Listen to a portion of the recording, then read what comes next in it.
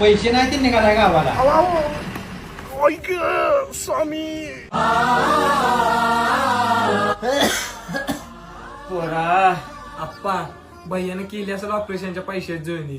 निराकार गुरु. लय गडबड दिसताय, बसा सोडतो. हो तुम्ही एवढी मदत केली.